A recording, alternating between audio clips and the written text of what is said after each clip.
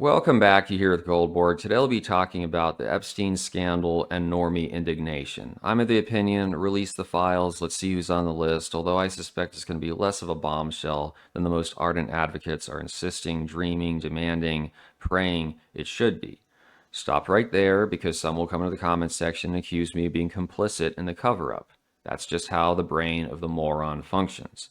More to the point, I have my doubts over the motivations of those who are so fixated on this one question, and that's what I wanted to break down in today's segment. For those of you who don't remember, under the W. Bush administration, there was this huge government initiative to combat trafficking, whether that's slavery, abuse of women, abuse of children. And the grants were issued. You had all these churches trying to gobble them up, NGOs, nonprofits. Then came the accompanying media. There's this new one with Jason Statham, Working Man, where he has a sledgehammer on the cover, and every movie he does is the same. I'm a troubled bold guy just trying to outrun my past, but then the evil forces come to find me. I have to put on the war paint one last time for truth, prosperity, and justice. Not worth your time, in my opinion.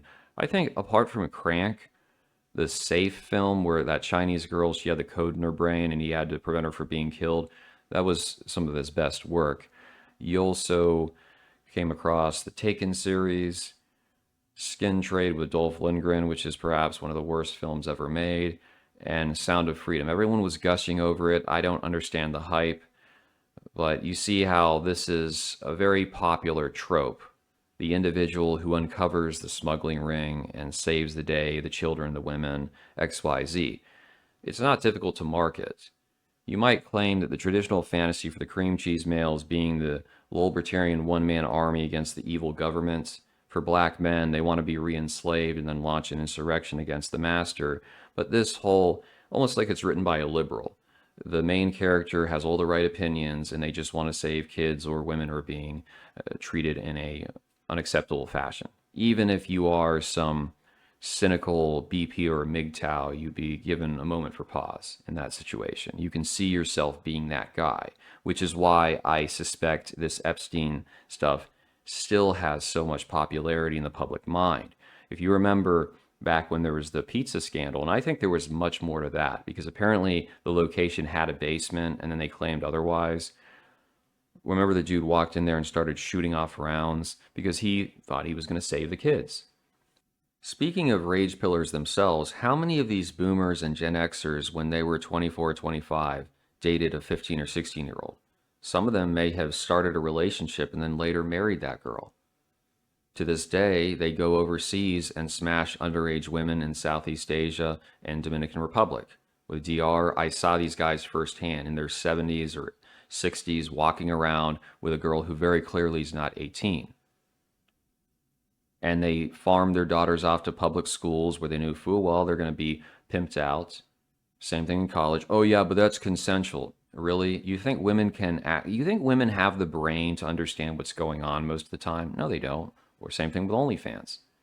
This is tolerated and people make excuses for it. And then they want to turn around and, oh my God, these snobby elites.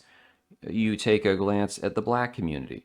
This has been joked about in rap songs and other cultural narratives where young black men are targeted by older black women as, oh, well, it's just a rite of passage. And that makes it okay, correct? I'm asking you.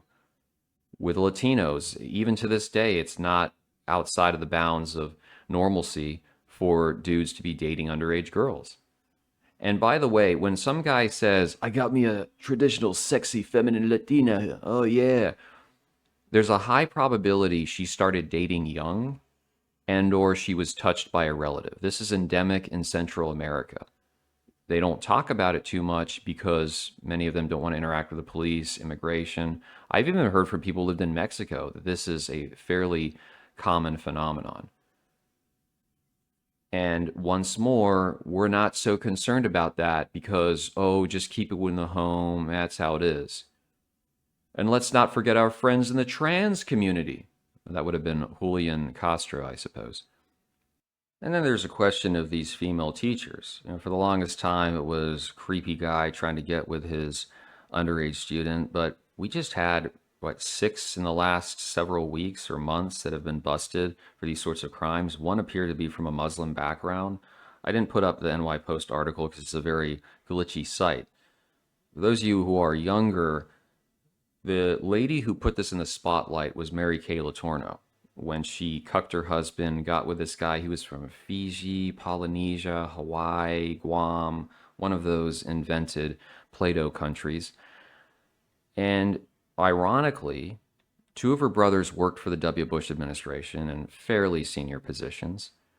Her father was a radical Catholic conservative activist, and he came to her defense. Just think about that. He came to her defense.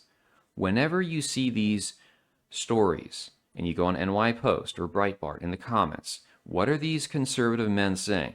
Oh, well, she shouldn't really be considered a criminal. I mean, he probably liked it. Yeah, as long as it's a boy, it's all fun and games. No big deal. He's just becoming a man. Remember, this was some years back now, but that Latina, she got knocked up by a 13-year-old, and she's like, oh, he's my papi. I love him. And we make all these excuses, particularly if the woman is physically desirable.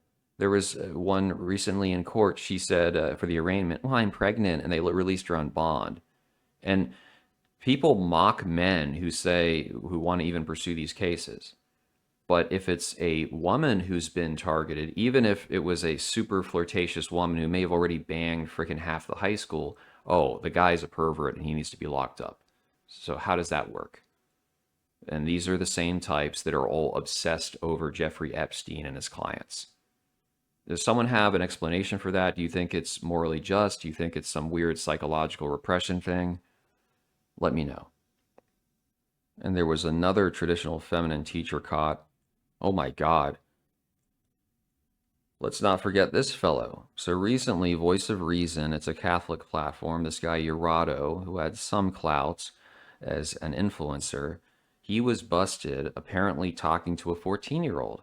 And I saw some of the alleged texts and it was like, hey babe, your butt looks delicious. Can I chew on it, please? It's righteous. What you came across is that the people defending him, they were saying, oh, this should have been handled by his priest. They shouldn't have made it public because it's bringing sin into more people's field of vision. But even the ones condemning him that are Catholic, they're going, oh, this is being used as part of the war on the Catholic Church. I'm like, let's not even go there. I don't know how you can be a Catholic. You have to constantly have this mentality that you're being targeted by the world and persecuted. And laying that aside, you see how a lot of people are more than content to cover things up, to say, oh, well, it's no big deal.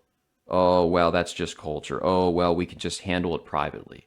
And yet, for some reason, this thing with the elites they just cannot let it go. I'm still curious. People, give me your insights on this question. Brings us to the dilemma of what exactly do you think is going to happen if these files are eventually released? Now, the idealized scenario is we see what's on the list.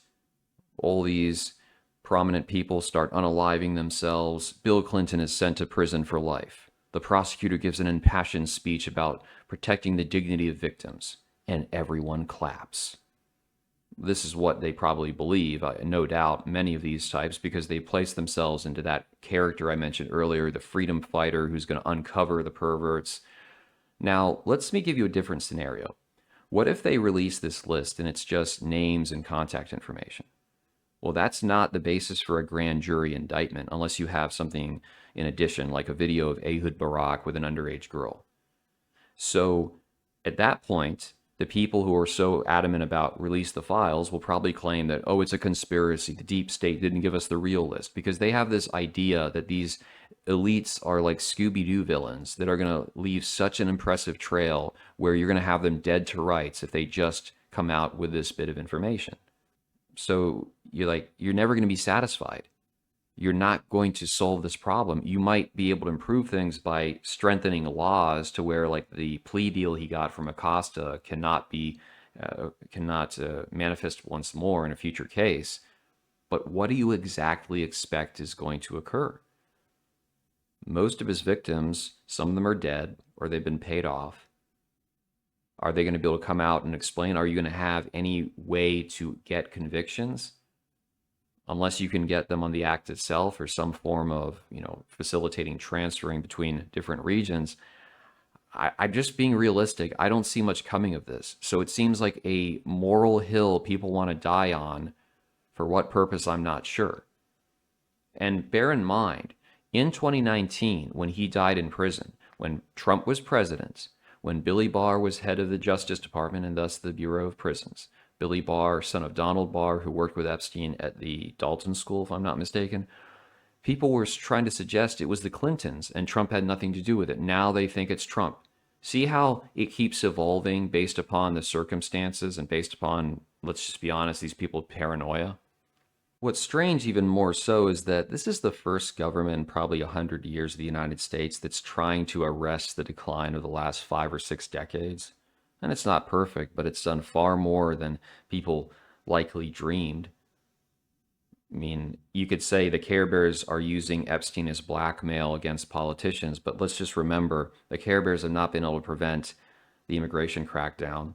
And as much as these America Firsters keep lying out of their ass, they are deporting non-criminals. It's a process, right? There are some legal standards you have to observe to a degree, and they're not always doing that. The Care Bears have not been able to prevent them from moving towards denaturalization, ideally, of these Somalians in the country, rescinding refugee programs affecting hundreds of thousands of people, taking in refugees from South Africa. The court has been working double time, and big man Clarence is talking about looking at these civil rights statutes going back to the 1800s. I suspect if he can last another 5 or 10 years, you're going to have a torpedoing of the 64 Civil Rights Act, at least the portion on free association, which would be an absolute earthquake in the country. Then you have this historic welfare reform. And the Senate is working on a rescission package to permanently defund some of these programs, USAID and whatnot. So it isn't perfect, but it's far better than what we've seen pretty much in our entire lifetimes. And these folks want to hang an albatross on the government because if you voted for Trump, you know he's a lying narcissist. You know he's a corrupt scumbag. If you are in denial, you think he's a man of God, well, you should be in a mental asylum, okay? But at least he's been a vehicle for some good things because, like it or not, what is the bearing of this scandal on your ability to buy a house, on your ability to live in a country which is not filled with a bunch of foreigners, to be able to find a woman? Like, how much does this really contribute? You have to come up with a pretty, convoluted scheme to tie them together. And you want to provide this perfect hot potato so we can get what? A massive Democrat House majority and Senate majority just so, well, I'm already vindicated. You see how stupid these people are at the end of the day? But they see themselves as, God is shining on me for my acts. I don't know. Let me know what you think about this scandal and about the big proponents and their overall political strategy.